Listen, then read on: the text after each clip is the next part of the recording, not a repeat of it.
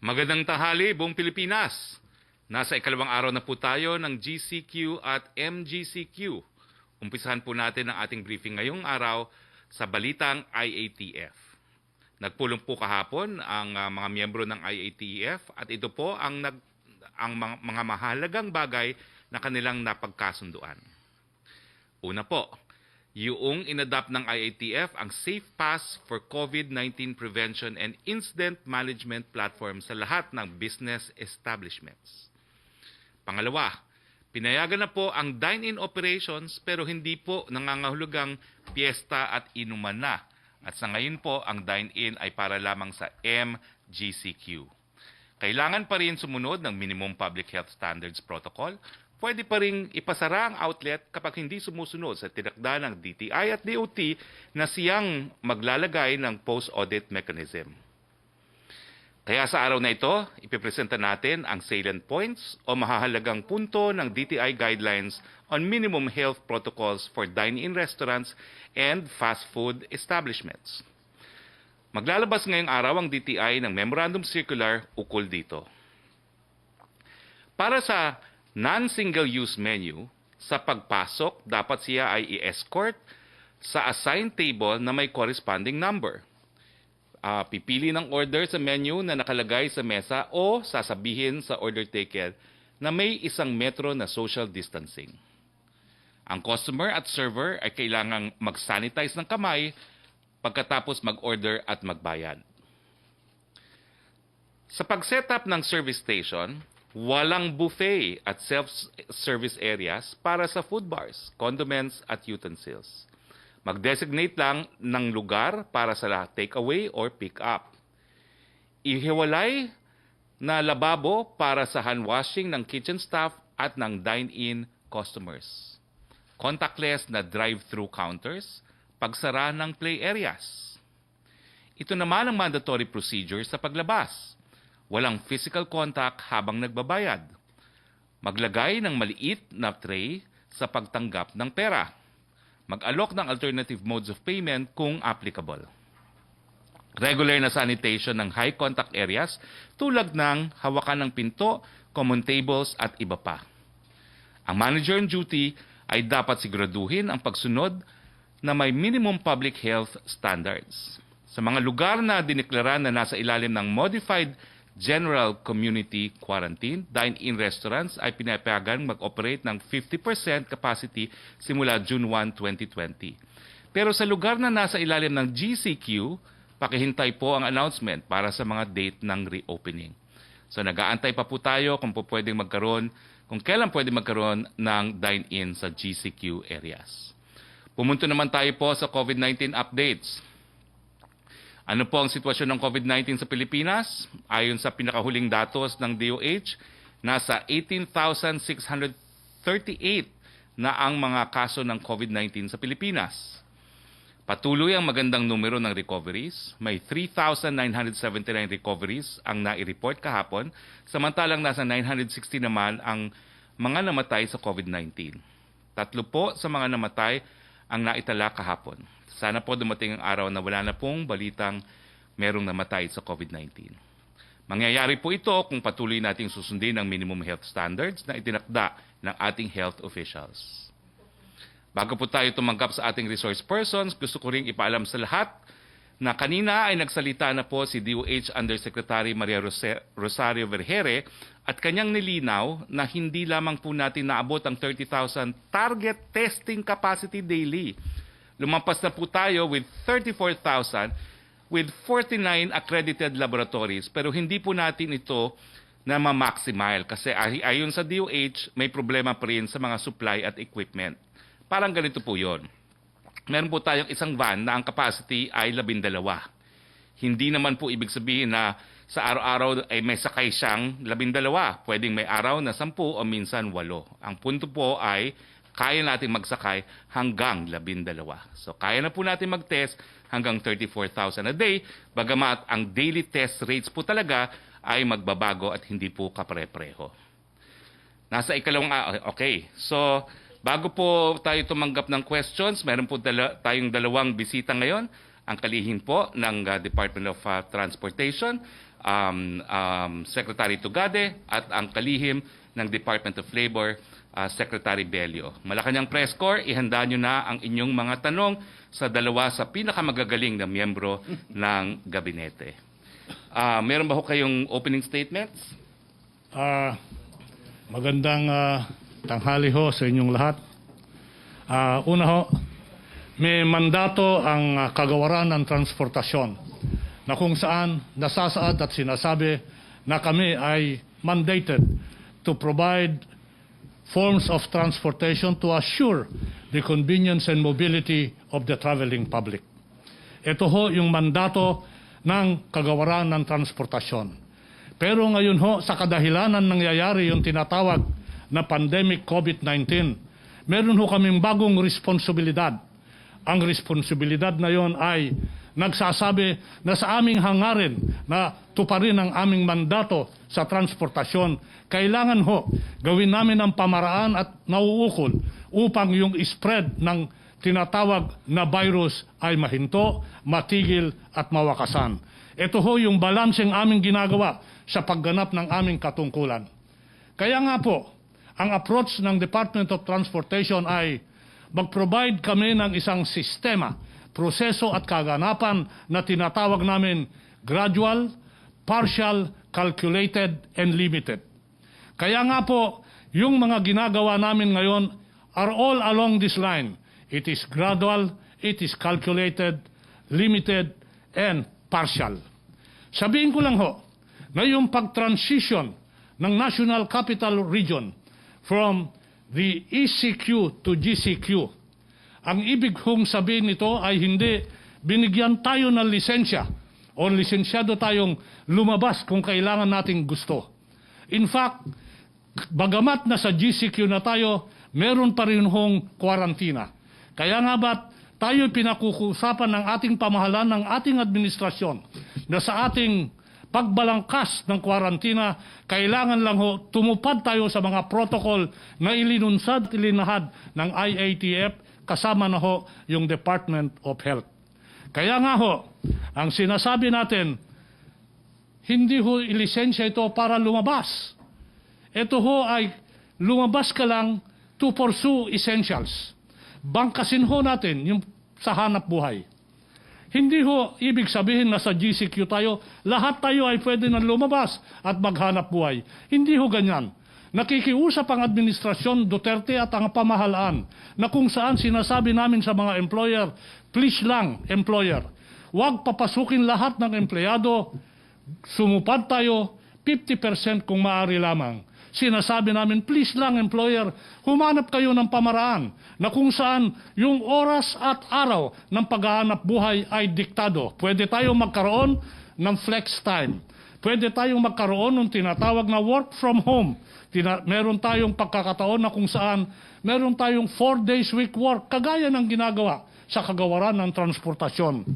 Ito ho ay lahat nagsusumamo ang pamahalaan at administrasyon, Mr. Employer, please do all this. At sinasabi po namin, nung nakaraan, sinabi ng DTI, kung kayo'y magbubukas ng kaganapan ng paghahanap buhay, kailangan nyo lang yung mga employer ay mag-provide ng ways of communications and transportation kagaya ng shuttle bus. Ito ho, sambot at sama-sama tayong magkapit-bisig nang sa ganon, ma-address natin yung tinatawag na balancing act in the performance of our mandate as transportation. We provide the modes of transportation as we balance that with our responsibility to make sure that the spread of the virus is contained, mitigated, and totally removed. Yan lang po, at I'm looking forward to our fruitful dialogue. Maraming salamat, Secretary Artugade. At siyempre naman po ang kalihim ng Department of Labor and Employment, Secretary Bebot Bello. Thank you, Secretary Harry, my friend, Secretary Art. Alam ko, hindi nyo interest ito kasi ito ay tungkol sa mga OFW natin. If you recall, may utos ang ating Pangulo noon. Starting May 25, sabi niya, meron tayong 24,000 OFWs na stranded sa iba't ibang hotels, including yung mga temporary quarantine facilities. I want them home. I want them home within 1 week. And medyo nagulantang kami doon dahil napakahirap noon, no? Kasi unang-una, we have to address yung problem of yung quarantine, testing, another testing, at hindi natin makontrol yun. Pero notwithstanding that, ay pinilit namin.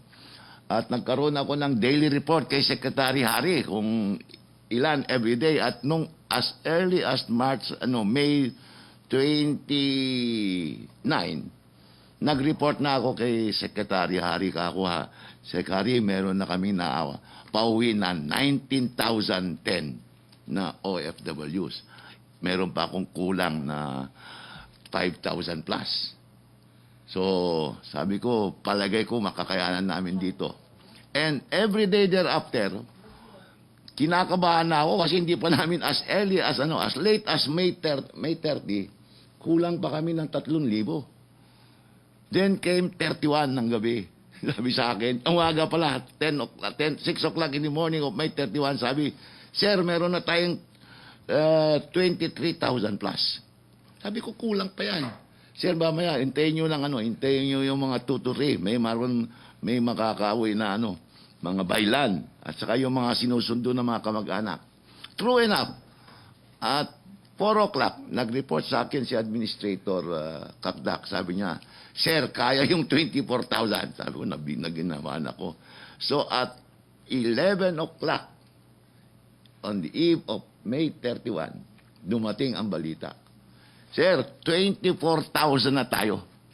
24,038. Agad-agad, pinadalan ko si Secretary Harry, pinadalan ko si Secretary Major Dea, at saka si Senator Bongo, just to keep them informed.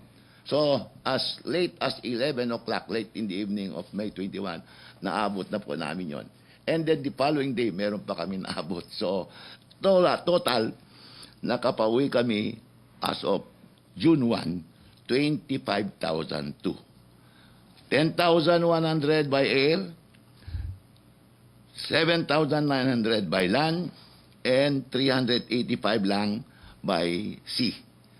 Okay, kasi medyo mabagal yun mas mabilis yung Anyway, maliban doon, meron 6,576 OFWs na sinundo ng kanilang mga kamag-anak. Pinuntahan sila sa mga hotel, meron naman certificate from the Bureau of Quarantine na negative sila. So, pumayag na kami, pinauwi na sila. So, that records for about 6,576. A total of 25,000. Sabi ko kay Secretary, mission accomplished. Ayan. So, anyway, alam ko na this is also of great interest to many of you kasi ang dami nagtatanong, ilan ba ang ating mga OFWs affected by COVID-19? Okay, we have here a record of 343,551 OFWs affected.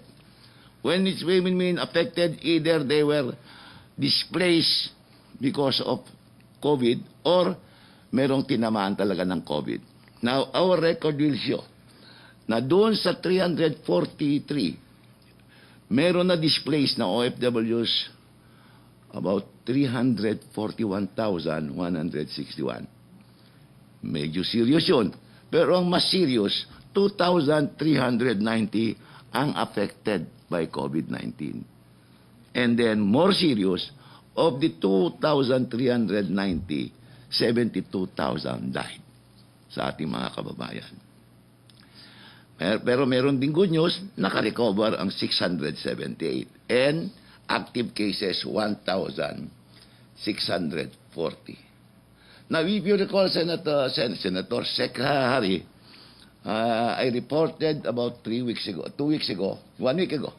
Sinabi ko that we are expecting 42,000 OFWs being repatriated within the month of May up to the month of June. That's 42,000. Talagang big order yon.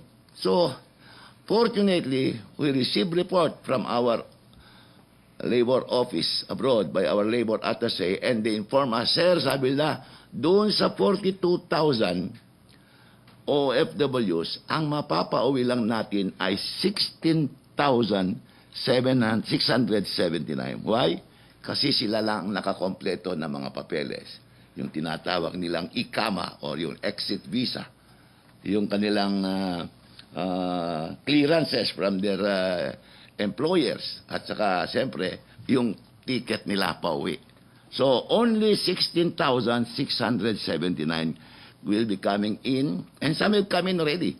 Meron nang dumating mga around, by this time siguro lampas na ng 1,000.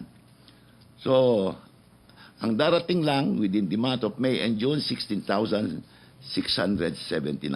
Kaya kahapon dun sa Interagency Task Force, nakiusap ako na kung maaari makipag-meet ako kay Secretary Tugade, para sa kanyang mga sasakyan, aeroplano, barko, at saka buses. Yung kuminsan kasi yung mga buses ni Secretary Tugade, namimili. Kalahin mo gusto nila puro southbound. Ayaw nilang pumunta sa amin. Kasi daw yung daan papunta sa bagay, tagaroon din si Secretary Tugade.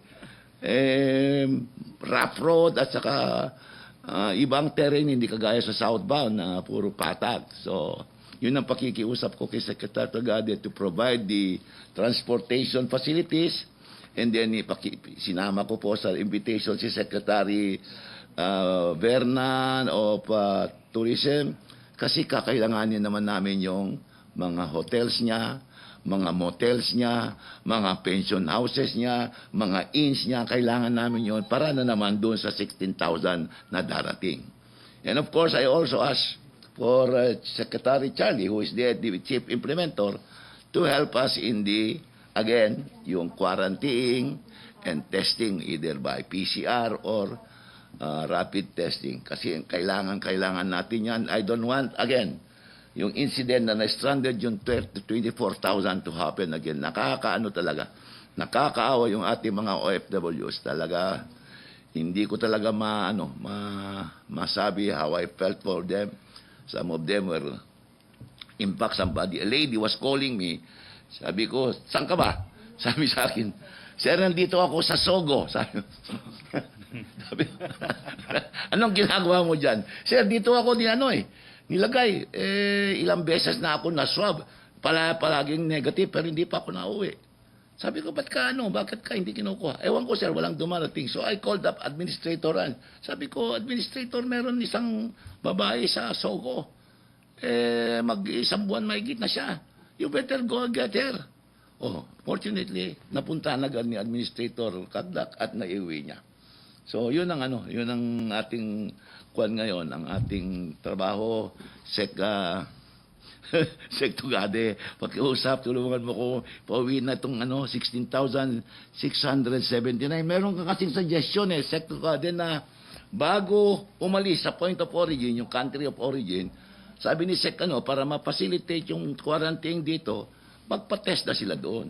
That is a suggestion from very experienced work official.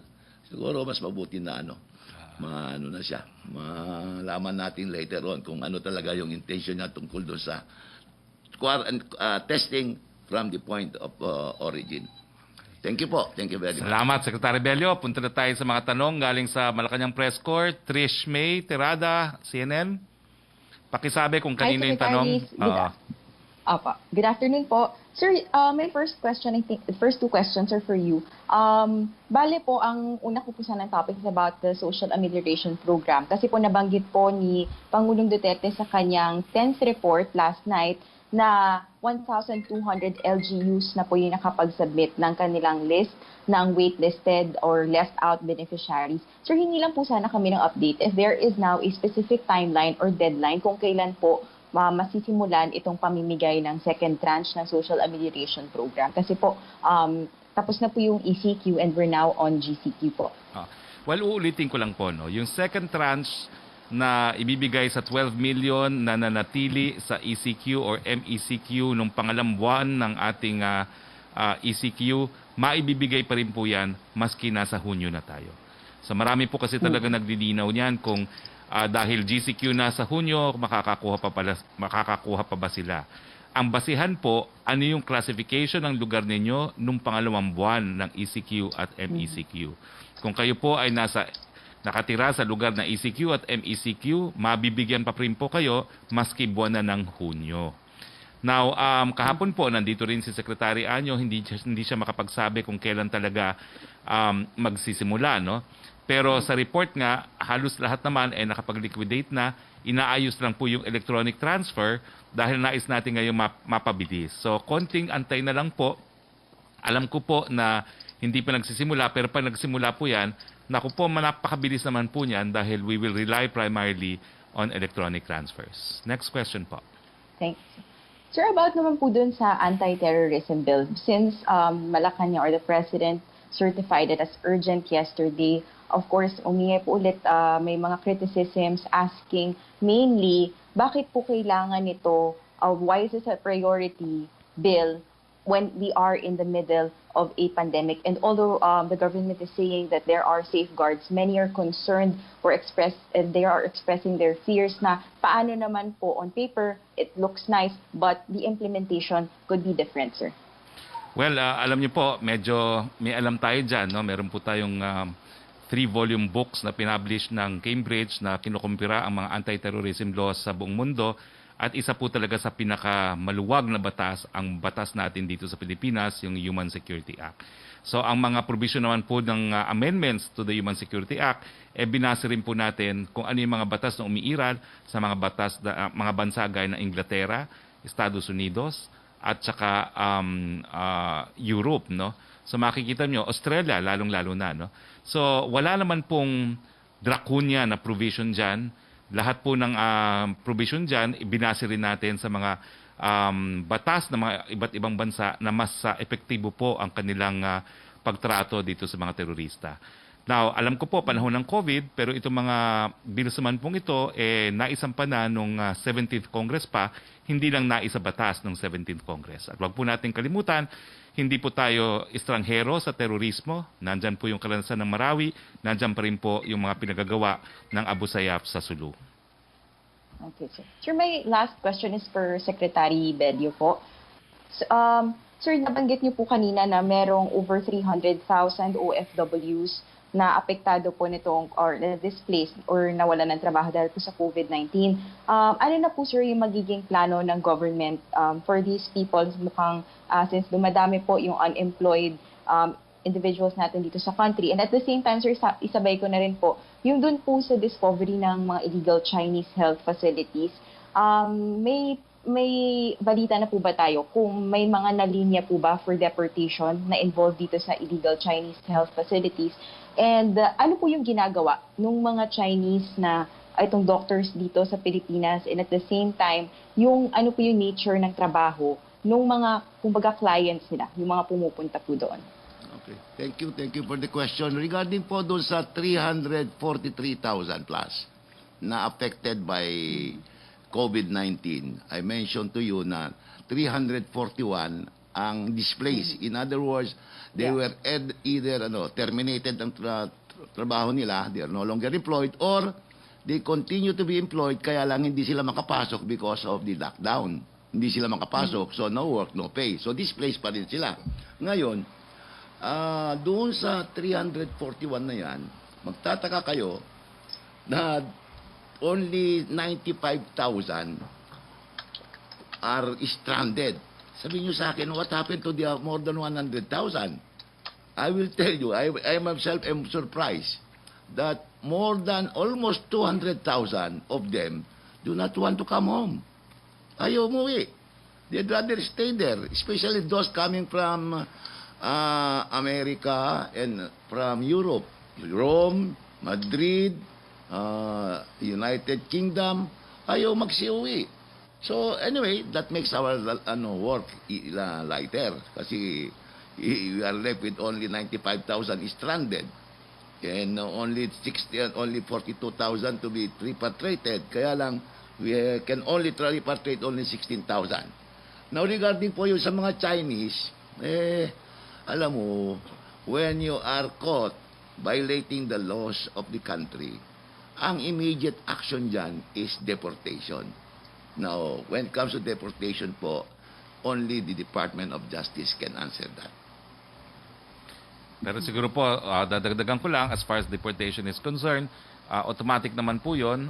Kung ikaw ay isang dayuhan at nahuli na may ginagawang krimen, isang option po is yung immediate deportation, pero meron pong proseso na dapat sundin bago sila finally ma-deport. Yung declaration of being, ano ba tawag dito?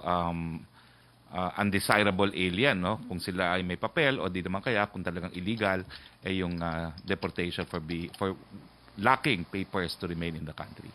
Si Yusek Roque. Okay.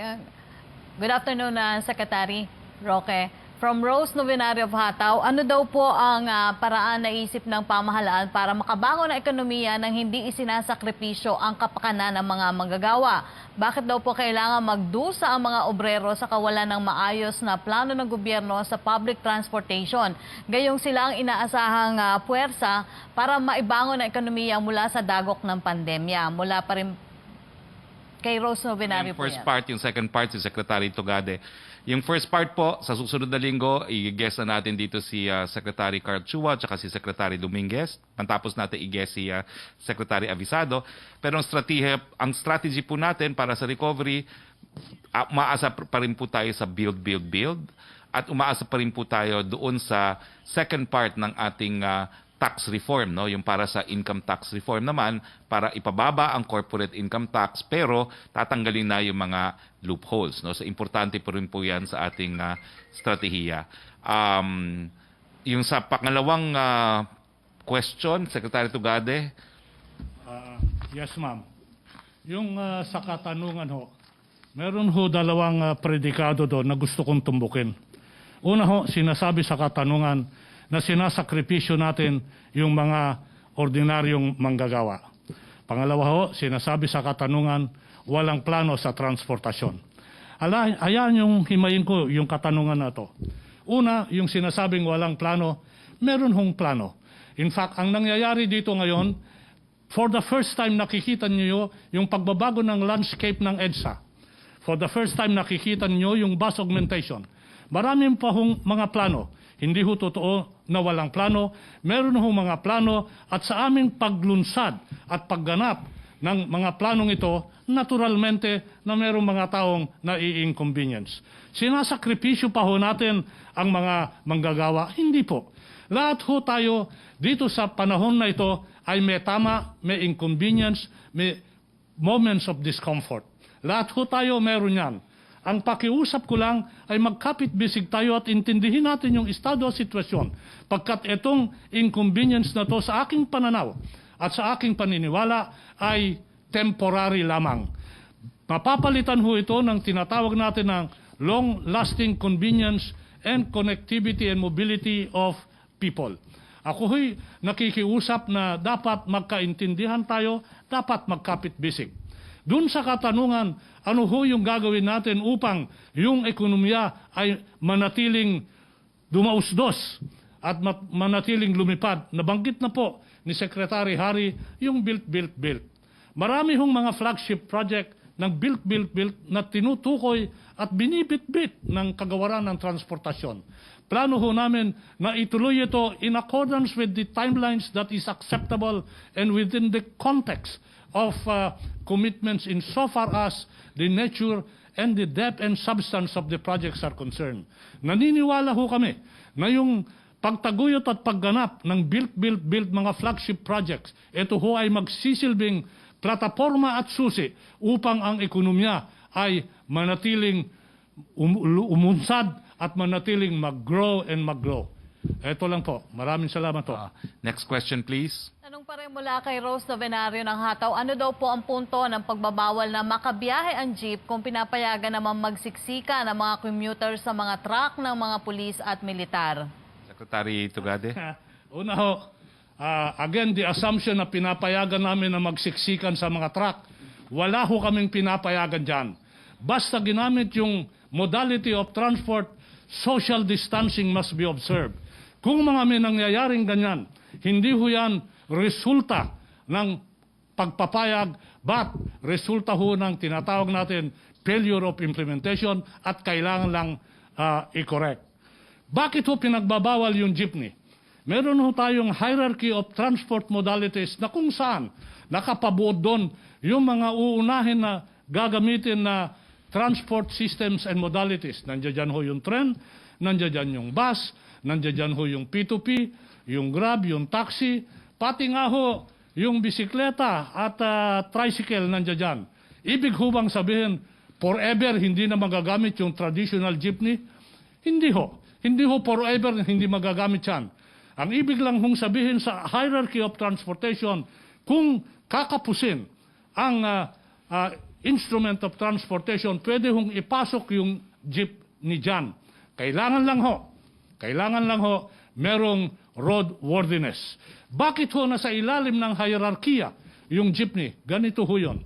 Una ho, the health and safety components are there. Pangalawa ho, yung hirap ng social distancing. Ang pangatlo ho, yung tinatawag na roadworthiness. Kung makakamtan yung mga implementable health protocols at magiging roadworthy yan at kakapusin yung tinatawag natin na hierarchy of public transportation, then papasok ho at gagamitin yung traditional jeepneys within that concept and along that depth. Maraming salamat ho. Maricel Halili, TV5. Hi, sir. Magandang hapon po. Sir, before I proceed to Secretary Tugade, Secretary Roque, do we have an update po on the religious gatherings? What are the chances that the IATF will allow the activities in the church? Or kung hindi pa po siya na-approve, kailan po siya naka-agenda? Naka-agenda po siya kahapon at nagkaroon po ng desisyon na hindi muna po papayagan ang mass gathering for religious purposes. I cannot say when mapapayagan po yan, pero titignan po natin ang datos. Titignan po natin kung ang case doubling rate, titignan po natin ang preparedness for critical care. No? Pero sa ngayon po, hindi pa po papayagan ang mass gathering for religious purposes. Okay. Sir, for Secretary Tugade po. Sir, I understand papayagan na po yung mga domestic flights doon sa mga GCQ areas. Pero what will be the limitations? Paano po if the local government decided that they don't want to accept domestic flights for now? And meron din ba silang, do they have the authority to impose, for example, quarantine if meron pong nagbabalik doon sa mga areas nila? Napakagandang katanungan ho yan. Alam nyo, kagabi, naggawa ng isang memorandum order, sulat, ang ating mahal na kalihim si Secretary Charlie Galvez, na kung saan, ang sabi niya sa CAB, payagan na yung commercial aviation GCQ to GCQ, provided two things. Number one, hindi gagamitin ito exclusively for leisure. At number two, kailangan ho, aprobado at may conformity yung local government. In other words, the moving predicate for this approval is the conformity of the local government in allowing departure and acceptance of the traveling public by air. Importante ho ito. Pagka tama ho yung tanong nyo, nung magagawa natin kung gagawin natin, palili pa rin yung mga aeroplano at hindi naman tatanggapin ng local government o hindi pa papasukin. Kailangan ho, harmonize ho yan at coordinated. Kaya nakapaloob sa memorandum letter na sinulat ni Kalihim Charlie Galvez, kailangan approve ho ng local government. So if hindi nila inaprubahan, automatic sir, bawal din yung domestic flight doon. And they also have the authority to impose quarantine. At this point in time, yes ma'am. Yes ma'am. Gusto ho namin ilunsad itong proyektong ito na merong harmonized cooperation, harmonized understanding between IATF, the Aviation Authority, and the local government. Sir, last question po for Secretary Bello. Sir, you mentioned earlier na nasa 343,000 yung affected na OFWs, but the budget for the AKAP, yung subsidy natin for OFWs, is good for 150,000 only. So I understand you already asked for additional budget. Ano na po yung nangyari dun sa request natin for additional budget? Kaya po ba ng DOLE na tulungan yung 343,000 affected? Very good question. Originally, we asked for a budgetary allocation of 1.5 billion because we estimated that there would be at least 150,000 displaced OFWs. But it turned out while we were accepting the application for cash assistance na we already received 450,000 application for cash assistance. Reason for which we asked for additional budgetary allocation. Fortunately, the President approved additional budget allocation of 1 billion. So, total of 2.5 billion ang natanggap namin. And so far, we have paid 145,000 OFWs. That amounts to about 1 billion 450 million. So meron pa kami naiiwan na 1 billion 100 million. Pero again, looking at the applications, baka kukulangin yan.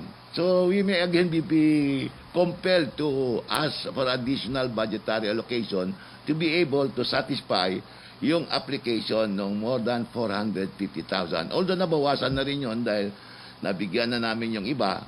And then, hindi naman lahat yung nag-apply ay na-approve. Kasi, so far, ang approval rating is about 30 to 40% lang. So, yun po ang status. Nakapagbayad na kami ng 145,000 OFWs. And the cost would be 1 billion 450 million plus. And we are still processing the 450,000 application, hopefully to be able to pay up to the extent of another 1.1 billion without prejudice to our asking for additional allocation from the President. Kasama rin po natin ngayon, thank you, Secretary, si Attorney Martin Delgrad III, LTFRB Chairman. So, MPC, kung may tanong kayo sa LTFRB, lalong-lalo na sa issue ng pasahe na meron pong limited capacity ang ating mga public utility vehicles. Yes, Yusek Roque. Secretary from Belia Carriazo of Bandera, sabi po daw sa column ni Attorney Rudolph Philip Jurado, unconstitutional ang isinusulong na extension ng Bayanihan na Hill as one law hanggang September 30, 2020 dahil batay daw po sa Article 6, Section 23 ng Constitution kung saan isinasaad nito ang emergency powers na pansamantalang ibinigay sa Pangulo ay titigil sa susunod na mag-adjourn ang Kongreso na nakatakda sa June 5. Ayon kay Jurado, kailangan magpasa ng bagong emergency power law na gaya ng Bayanihan Law at hindi simpleng extension lamang. Ano daw po ang reaction ng Palas dito? Alam ko po yung provision na yan na ang emergency powers will expire upon adjournment of Congress and the first regular session of the 18th Congress will adjourn soon. No? Ang sa akin po, whether be it ang tawag ay extension, it amounts to a new law. Kasi wala naman pong extension kung, kung napaso na yung batas. No? So siguro po, kahit anong title ng bill na yan, it will amount to a new law authorizing the exercise of emergency powers. Next question, please. Ang question ni Francis ng Daily Tribune at tanong na po ni Maricel Halili kanina about domestic flight. Kay Girly, linaw na lang po, until when will foreign visitors be banned to enter the Philippines? Do we foresee this rule easing up anytime this year? Are balikbayans allowed to enter or are they also banned? Wala pa po tayong desisyon sa IATF na papasukin ang mga dayuhan. Alam niyo po, sa OFWs alone, halos di na tayo magkanda-ugaga dahil lahat po ng mga umuwi ay binibigyan natin ng PCR test. No? So magkakaroon pa tayo mas malaking problema kung pati mga dayuhan ay pauuwiin natin. No? So ngayon po, wala pang problema. Ang yung second question ay, ano yung second question? Balikbayan. Balikbayan. No? Depende po yan. Kung Pilipino po sila, ay makakapasok po sila. Pero kung ang passport nila ay dayuhan na, considered na po sila as foreign, unless meron silang dual citizenship. Next question please, si Joyce Balancio. Yes, good afternoon po, Secretary.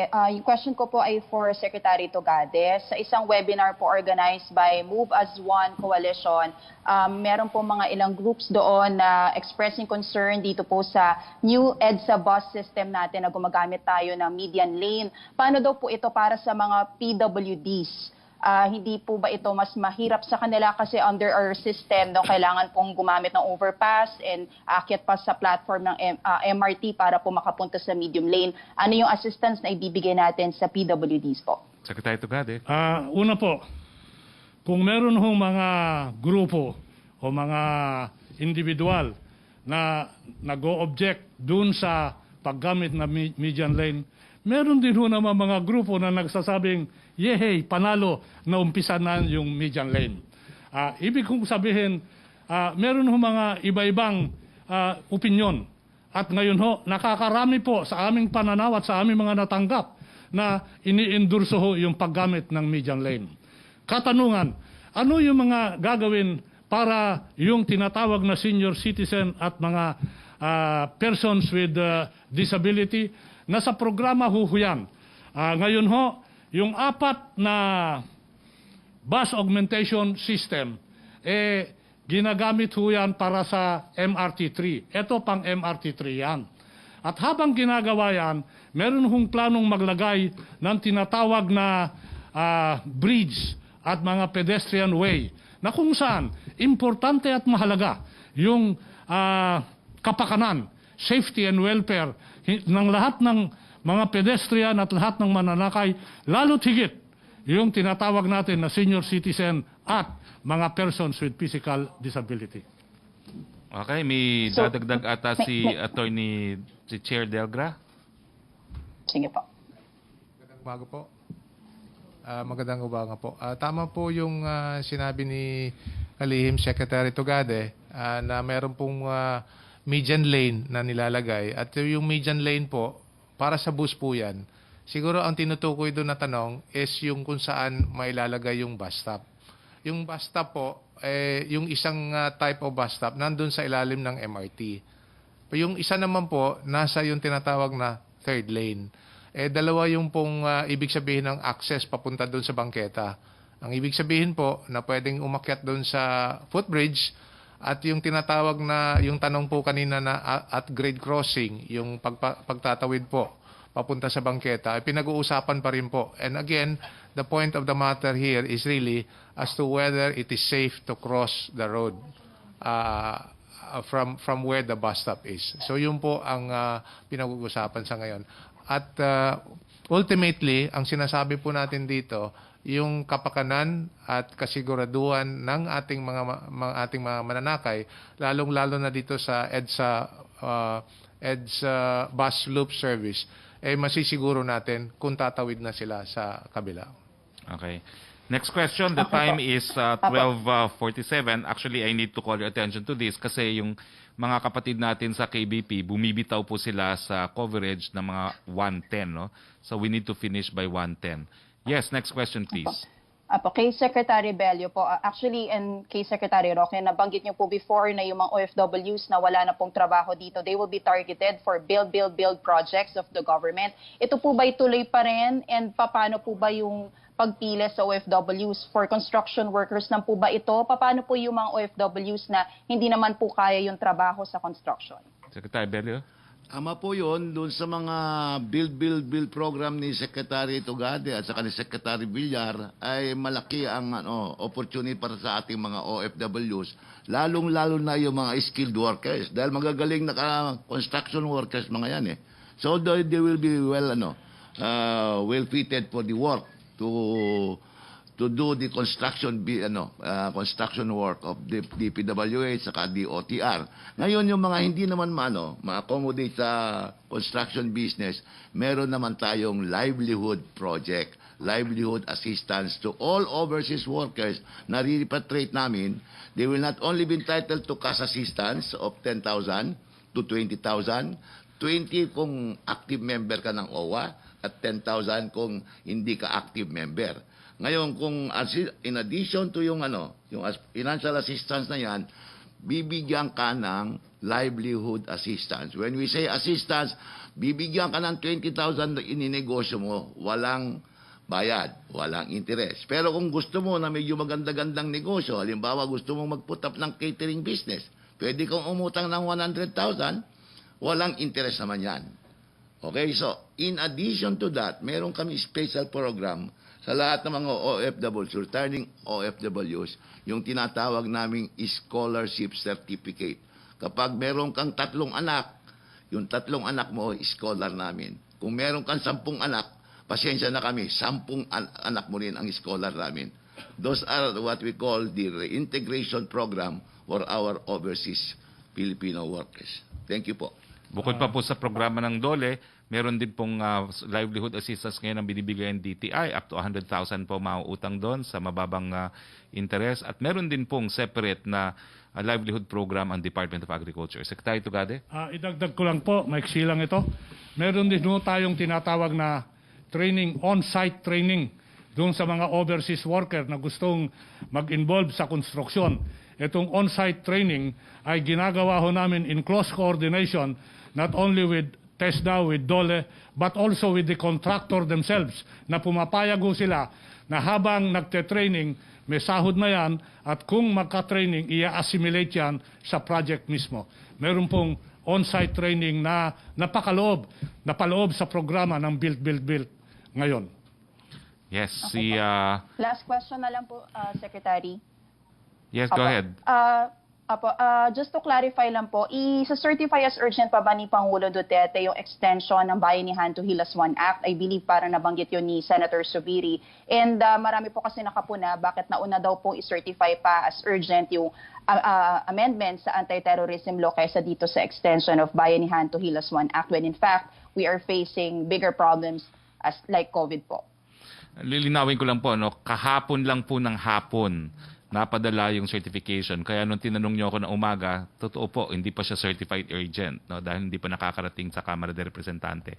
Pero unahin ko lang po na, gaya ng sinabi ko kanina, 17th Congress pa po na i-file ni Senator Ping Lacson sa Senado itong panukalang batas na ito, at 18th Congress na po tayo ngayon. So hindi naman po tama. Talagang matagal nang nakabinbin po yung amendments to the Human Security Act. Na pagdating po dito sa Wihilas 1 Act, papa-adjourn na po kasi ang Congress, let's face it, parang kung kinakailangan talaga maipasa yan sa lalong mabilis na panahon, baka kinakailangan mag-special session, kasi pa-adjourn na po ang Congress. Pero ang tingin ko po, whether be it pagbalik ng Kongreso or request for special session, wala naman pong magiging problema yan. Dahil yung mga kapangyarihan po na binigay ng Kongreso kay Presidente, nagamit naman po yan, lalong-lalo na yung pag-purchase ng mga COVID-related medical equipment na hindi nadadaan sa bidding requirements ng 9184 at saka yung pag-realign ng budget nung huling naging guest po natin dito si Secretary Avisado, na-realign naman po ang mga kinakailangang ma-realign. Pero gaya ng sinabi ni Secretary Avisado, yung supplemental po will depend sa pagkakaroon ng additional sources of revenue. So sa tingin ko po, hindi magiging problema. Yes, Yusek Roque. Tanong dito ni Julie Aurelio, kasi nandiyan na po si Attorney Degra. Kailan daw po pwede ang jeep at ano daw po ang suggestion ng DOTR sa physical distancing dito? At yung kay Heidi Sampang naman daw po, yung sa religious gatherings, kung pareho daw po ito sa GCQ at MGCQ areas na bawal. Okay, si Attorney Degra, Chair. Apo, salamat po sa tanong. At sinasabi po natin paulit-ulit na yung sinusunod po natin yung hierarchy of public transport sa dalawang bagay po. Unang-una, yung mga bus, kaya nasa taas ng hierarchy yan, kasi mas malaki yung kapasidad nila. Alam naman din po natin na bawas po ang kapasidad dahil sa social distancing. So inuuna po natin yung mga modes of public transport na mas malaki yung kapasidad compared to those na maliliit. At pangalawa po, sinabi na rin po ni Secretary Tugade, yung kapasidad na ma-ensure yung social distancing ay nandun po sa mga fleet managed na mga sasakyan kagaya ng mga bus. So, however, pag kukulangin po yan, kukunin po natin doon sa yung tinatawag nating compliant modern jeepney. Kung kulang pa rin po yan, doon na po tayo doon sa mga ibang modes of public transport. Pagdating po sa tanong sa religious gatherings, hanggang 10 pa lang po. Kasi yung numero po na 10 ay para sa GCQ at nakasulat po dun sa resolution sa MGCQ, pagkakasunduan pa kung ano yung maximum number. So wala pa po yung ganyang number, so hanggang 10 pa lang po. Next question, please. From Rosalie Cos ng UNTV, ano po ang assessment ng PALAS at ng IATF doon po sa first day ng GCQ? May nakikita po ba kayong lapses or satisfied naman po na kayo sa naging behavior ng public? Well, ang naging balita po ng ating mga pahayagan ay marami raw na stranded, no?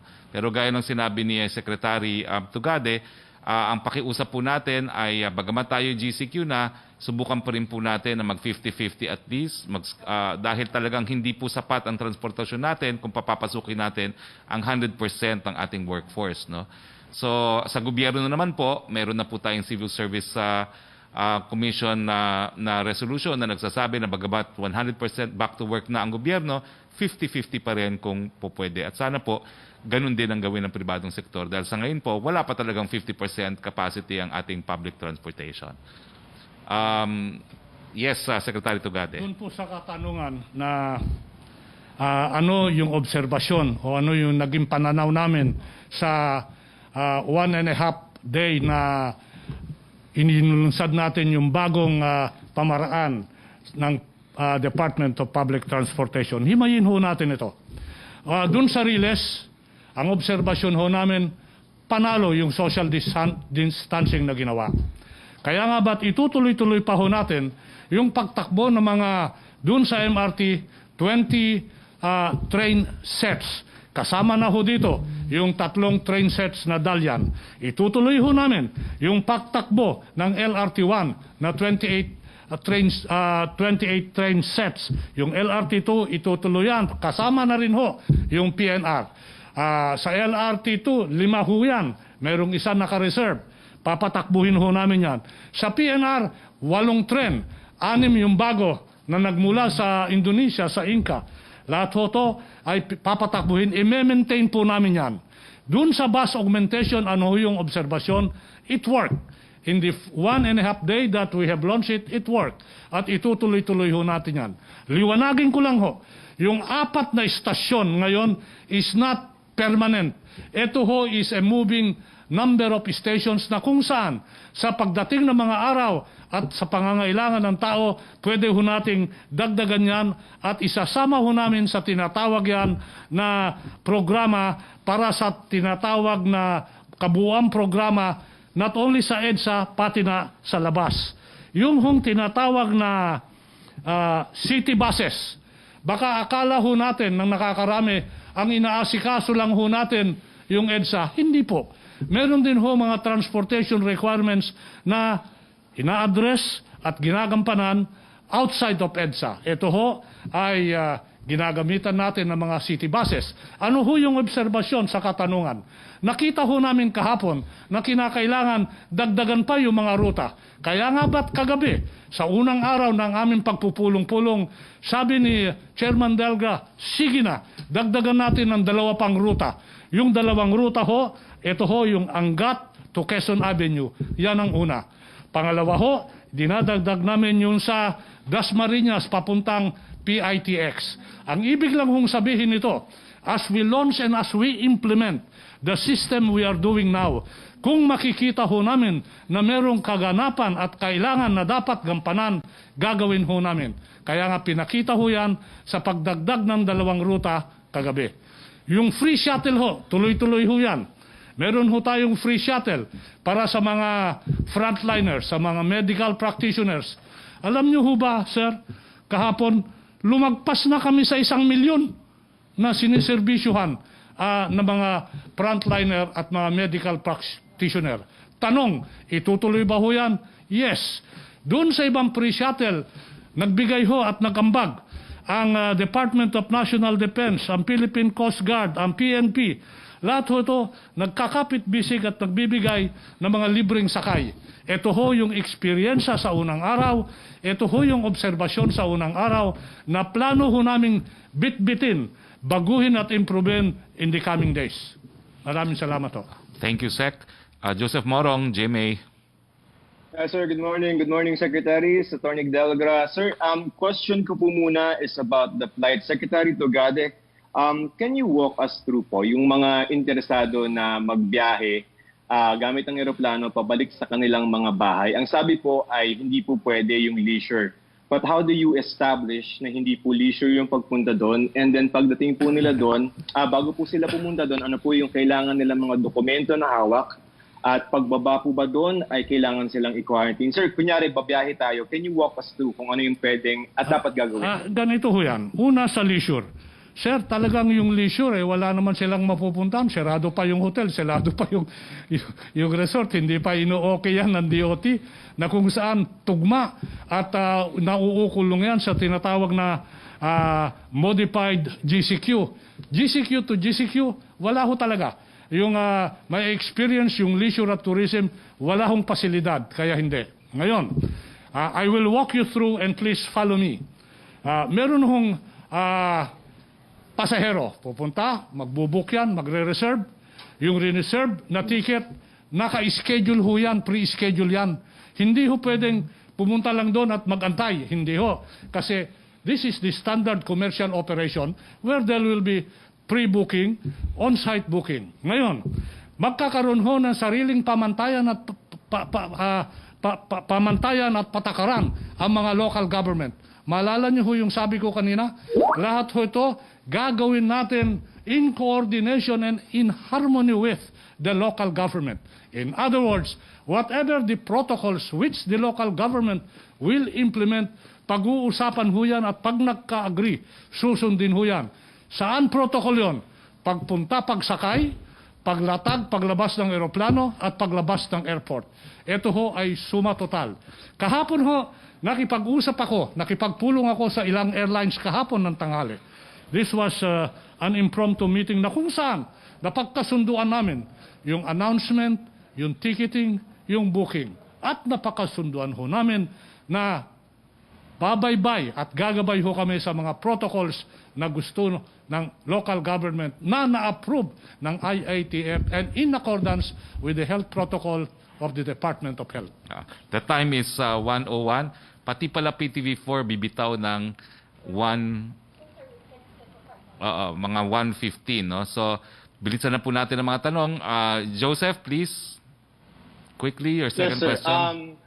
Yeah, I think this is your idea to have this much secretaries in your briefing. But anyway, sir. Yun pong sa provincial travel, sir. Kay Secretary Togade and kay Attorney Delgra, yun pong mga kababayan natin, they've been receiving a lot of questions na pwede po ba silang magbiyahe na gamit yung mga provincial buses? Papaganahin na po ba yan? Paano po yung magiging procedure? Do we need travel passes, travel authority, and yung quarantine procedure, sir? Yung mga proseso ho sa lisensya at certification ng mga babaybay at tatakbong buses, kung pahihintulot mo, Joseph, ibibigay ko yan kay Chuck para nung ganun, detalyado yung presentasyon. Pangalawa ho, talaga namang kung travel ng GCQ to GCQ yan, dapat i-allow ho yan. Sabi nga ho sa cargo rin, dapat sabi sa ng IATF, unhampered flow of cargo. Lalo tigit kung ito ho'y bumabagtas sa kwalifikasyon essential, gaya ng pagkain at medisina. Chuck, can you itemize the requirement for registration, including the online registration and processing? Joseph, magandang hapon po. Sir. Yung tanong po yung sa provincial bus, yung pagbabiyahe po ba yan? Yung ba yung tanong nyo kanina? Apo. May bye-bye That's ko right, na. sir. That's right, sir. Apo. As mentioned, in fact... Kailangan mag-resume? I'm sorry. As mentioned po kanina, na yung pagtatalaga po natin ng public transport, land-based public transport for that matter, and even across the transport facilities, calibrated yung response natin dito, at partial and in phases. In phases naman po, originally we have mentioned that phase 1 starts when GCQ, when Metro Manila would be considered GCQ area already. Pero meron po tayong timeline until June 21. Not having said that, yung initial assessment po natin dito, wala muna yung provincial bus trips papunta at palabas ng Metro Manila. Except po yung ginagawa ng balik estudyante, balik OFW programs. Kasi ito po yung mga tugon at instruction ng Presidente na makauwi na yung mga OFW papunta sa probinsya.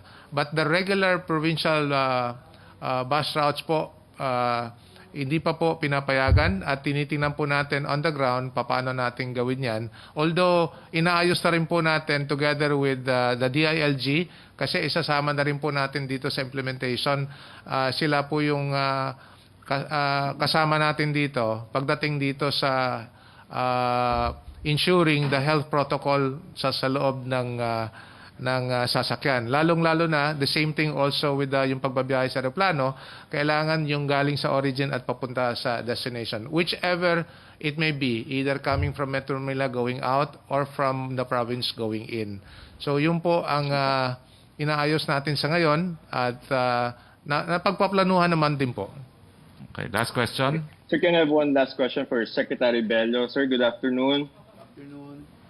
Sir, updates lang, no? May tatlo lang na concern. Yung meron pong mga manggagaling ng Dubai at 4 na beses daw po sila na na-cancel yung flight. That's one. Number 2, may mga dumating po galing Cayman Islands, hindi pa daw po sila nasa-swab dun sa mga facilities that they are in the Philippines. And number 3, meron po mga 400 na mga Filipinos in Korea na mag-expire na yung visa and they fear na mag-TNT kung hindi sila makabalik sa Manila. Those 3 questions, sir.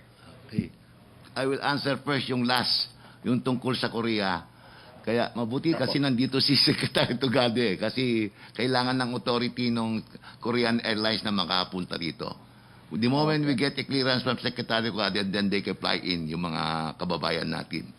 Okay? Okay. Yun naman sa Dubai, nagka-problema tayo dun dahil sa lockdown. Oo, walang nakakalipad pa ngayon. Pero our labor attaché reported to us, but maybe in a day or 3, 2 or 3 days, baka mabigyan na sila ng clearance na pwede nang i-allow some selective flights na i-allow nila to be able to send our OFWs back to our country. Okay. Yusek Roque. Okay, sir. Thank you for your answer. Thank you, Joseph. Sir, yung second question ni Rosaline, natanong na ni Tricia about dun sa illegal na clinic na gumagamot ng COVID patient. Tanong na lang po ni Sam Denilla ng Business Mirror. May report para kay Secretary Bello, may report na po kayang nakuha ang DOLE na companies na di na-comply sa joint DOLE DTI guidelines to prevent the spread of COVID-19 sa worksite. Ano po ang gagawin ng DOLE sa mga nasabing reports? Well, very few pa ang natatanggap namin doon sa compliance with yung aming health protocol. Very few pa lang. Kasi unang-una, wala pa nakakapag-inspect. Dahil alam nyo naman, skeleton force ngayon, mga skeletal force ngayon ang ating nasa gobyerno. So, hindi pa masyadong marami ang nagko-complain. Pero yung mga nakakatanggap kami ng complaint about some companies not complying with the health protocols, then we give them the notice and then require them to comply. We give them 15 days to comply. After that, kung hindi sila mag-comply, may mga administrative penalties.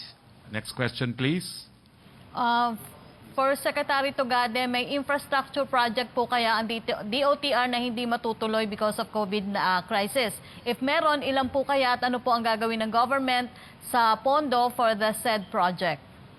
Una po, kung kami masusunod, ayaw po namin na merong flagship project sa build na hindi matuloy. This having been said, our completion of projects takes 2 concepts. One is completed as a whole and the other is partial operability. Given this concept, ang kagustuhan ho namin matapos lahat yung proyekto na nasa build flagship project in relation to the Department of Transportation, matapos ho yan bago ang termino ng ating Pangulo, President Duterte. Hangarin po namin na lahat yung build project na nakaatang at nakapresenta ngayon upang matuloy at mapaunsad ay ating matapos. Ito ho, kapareho nung umpisa kaninang usapan, may tinanong ho kayo, ano yung isang sikreto o ano yung isang pamaraan na kung saan yung ekonomiya ay mananatiling tatakbo at uunsad. Sinabi ko ho, yung build project, yung flagship project, kailangan wag maantala, kailangan bigyang katuparan. Sa katanungan, ano yung mga project na hindi matutuloy, ayaw ko pong isipin na mayroong mga project sa build na hindi matutuloy. Salamat po. Okay, next question. For Secretary Roque, tungkol pa rin po ito sa SAP, dun sa second tranche, ano daw po ang gagawin ng government sa matitira sa 100 billion budget para sa second tranche ng SAP? Wala pong matitira dyan kasi bagamat 12 million plus yung manggagaling sa unang listahan, meron din tayong 5 million plus na bagong mga pangalan. So uubusin po natin yan dahil nasa batas po yan. Melo Acuña. Good afternoon, Mr. Secretary. Good afternoon to Secretary Tugade. Let me just ask, what's the future of the Philippine aviation industry considering COVID-19? That's the first concern. Secretary Tugade, please. The future of the aviation industry, one word, dicey. Kasi meron ho tayong kalaban na talagang masyadong madaming variables ni hindi natin nakikita itong punyeterong COVID na to. Talagang, it's really very dicey. Around the world, there are many airlines now declaring bankruptcy. But we are mandated locally that we protect and help assure the continued viability and operations of our own local aviation partners. Kaya nga po, doon sa diskusyon, doon sa tinatawag na Kongreso, House of Representatives at Senado, meron ho kaming iprinisintang Economic Stimulus Act. Ito ho, ang mga bagay-bagay na kung saan bibigyan ng suporta ang ating aviation industry. What is the aviation industry as you look forward in the horizon? Sir, sana ho magsama-sama tayo, magtulungan para nang sa gayon. As we traverse and as we conquer COVID-19, the continued subsistence and operation of our local operators are maintained and guaranteed and assured. Yeah. Yes, For last Secretary question. Bello, just two brief concerns. Ano po yung balak ninyong program sa mga formal? Pangalawa, samantalang Sabi ka po, Melo, hindi namin na po yung first question mo. Ang anti-terror bill, ano po ang nakikita ninyo? Mayroon pa bang pag-uusap sa pagitan ng CBP, NPA, NDF at ng pamahalaan? Sagutin ko na po yung pangalawang tanong. Wala po muna, sabi ni Presidente, sa ngayon, no? Pero baka naman pwedeng magbago pa rin yan, no? Sec, no? Pero yung unang question mo, hindi narinig ni Hindi ko Sec narinig, Melo. Melo, yung first question mo eh. Opo, ano pong balak ng Department of Labor sa bagong normal para sa mga manggagawa natin? What plans have you for the new normal? Thank you. Siyempre, Melo, ang aming mandato ay protection of employment. Gusto kong emphasize yan na kasi merong misperception na ang DOLE is responsible for creating jobs. Wala po kaming ganong mandato. Our mandate is to preserve employment. Kaya marami po kaming post-COVID-19 recovery plan. And one of them would be a salary subsidy for employers. Ito para employers, hindi para employees. We will subsidize, our proposal is to subsidize our employers by 25 to 50%, provided that they retain their employees or even increase their employees. Yun po ang number one na plano namin para ma-preserve ang employment. At the same time, strengthen yung operation ng mga businesses. Yes, Yusek Roque. Opo. Thank you, Melo. Opo, may pahabol lang si Julie Aurelio. Sa Commonwealth na lang daw po, ano ang sasakyan mula bahay hanggang MRT3 o augmentation ba ng bus kung wala daw pong jeep? Si Attorney Delgra.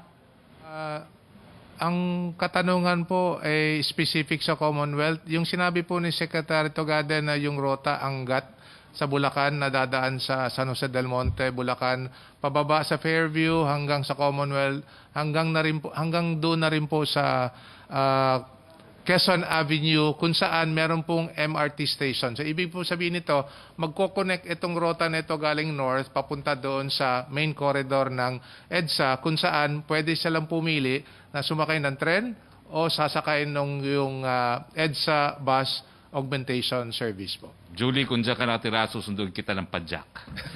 Yes, question pa ka, Rocky? Opo, meron pa po para pa rin kay Attorney Delgra. Yung One UTAP, may hiling daw po na ipagpaliban muna ang Jeepney Modernization Program implementation at payagan muna silang makabiyahe dahil wala raw silang kita sa loob ng halos 2 buwan. Patungkol po dyan, as we have mentioned earlier, ang kapakanan po ng ating mga mananakay, ang nananaig, kasi nga public health issue po ito, secondary po yung public transport. But nevertheless, pagdating naman din po sa assistance na sinasabing matagal na rin walang trabaho, tuloy-tuloy po yung ugnayan natin sa DSWD kasi alam po natin may mga issues doon sa pagbibigay ayuda, lalong-lalo na sa ating mga pampublikong mga driver na ating pampublikong sasakyan. Tuloy-tuloy po ito at sinabi na rin ni Secretary Roque na pati yung second tranche kahit na Hunyo ibibigay. So yun po ang tinututukan po natin not only on the part of LTFRB pati na rin po sa DSWD na matugunan yung ayuda na yan. Okay, our last question, Yuan Menchen. Yuan. Hello, good afternoon. Good afternoon. Go I have ahead. a question on Hong Kong for Secretary Roque. We know on the second half of last year, Hong Kong experienced prolonged social unrest and escalating street violence, which plunged the city into the gravest situation since it returned to China in 1997. We know there are more than 100,000 Filipinos living in that city. Last year, a lot of them said the social unrest made them feel scared. And last week, the Chinese National People's Congress adopted a resolution that said China is set to create a Hong Kong national security law in the future to safeguard the sovereignty, security, and development interests in the city of Hong Kong. So my question is, I wonder if you could give us a comment on this China's legislative move. Well, in the same way that we do not want other countries to interfere in our affairs, that is a purely Chinese matter. We respect the exercise of China's sovereignty over Hong Kong. So we hope that all Filipinos will also comply with the law because all Filipinos need to comply with the local laws in their host state. Okay? Now I think we're out of time. Okay, Yes, follow-up question. One follow-up. Do you think that Hong Kong's long-term prosperity and stability will benefit Filipinos in the city too? Certainly, with at least 100,000 workers in Hong Kong, the continued prosperity of Hong Kong will mean continued employment for Filipinos, and because of our proximity, we hope that prosperity will continue and will even prosper so that there will be more opportunities for Filipinos to work and make a livelihood in Hong Kong. Thank you. More than 300,000 Filipinos in Hong Kong. And just for your information, sir, not a single thank you. OFW is asking us to bring them home. They are safe there. Okay. Last three questions from Rocky. Please read all the questions because there will be no station to cover us. Okay, Secretary, In a a few minutes. question Go ahead, please. from Tina Mendez ng Philippine Star for Secretary Bello. There are many companies who are downsizing their staff as part of cost-cutting measures. Some are closing some of their branches. Hindi na po ito maliliit na kumpanya. May mga bangko daw po at car dealership. Maliban pa sa estimated 300,000 OFWs na pabalik ng bansa dahil wala ng trabaho sa ibang bansa. Ano po ba in the long term ang magiging impact nito sa ating bansa at paano po hinaharap ng gobyerno ang hamon na ito? Basahin mo na yung last two questions mo if you don't mind, Seka. Basahin mo na lahat ng questions para mabilisan ang sagot, please. Opo, tanong naman po kay Bella Carriazo, yung pong assistance sa SMEs, marami pong nagtatanong kasi by the time po na naging effective yung application, meron pang nagagamit na vacation at sick leave ang mga empleyado. Pero kung ubos na po ang mga leave na ang mga leave na pasok na po ba sa ayuda ng gobyerno ang mga empleyado? Kung pinaka-cancel po yung application, pwede po ba ito na ma-reconsider? Sige, both questions po si Secretary Berlio. Kapag naubos na po yung leave benefits, wala na tayo talagang magagawa. Wala na tayong magagawa dyan, ano? Pero doon ko naman sa subsidy, yung binanggit ko kanina sa iyo, yung sa SMSE business establishment, we are studying and in fact we are recommending yung cash subsidy of 25% to 50% to employers, provided that they retain their employees and add additional 20 to 30% of their workforce. That will generate additional employment. Okay, yung unang tanong po, ano yung impact ng mga pagsasara ng mga not just small and medium but even big businesses? So far, yung aming record will show that because of 20% adopting yung flexible work arrangement and 80% temporary closing their businesses, ay nagkaroon ng displacement of about 2.7 million workers natin. Pero hopefully yung nag-temporary close, they will start reoperating as soon as mawala itong COVID-19. Last question, Yusek Roque. Opo, yung tanong ni Daryl Esguerra ng Inquirer Net, na sagot niyo na po about yung new anti-terrorism bill. Yung tanong na lang po ni Jillian Cortez ng Business World, are there any updates on the Bulacan Airport project considering its groundbreaking was supposed to be in the first quarter?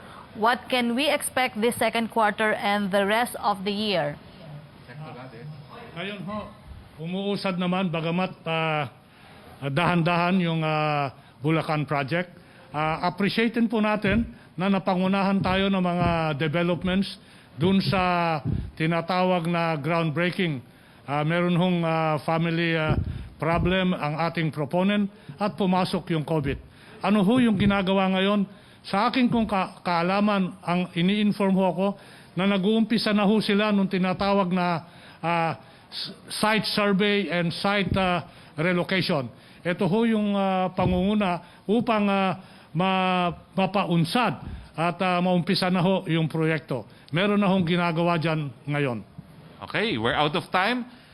Thank you very much, Secretary Tugade, Secretary Berlio, Chairman Delgra. Sa dami po ng tanong, it would seem that we would have you back here very soon.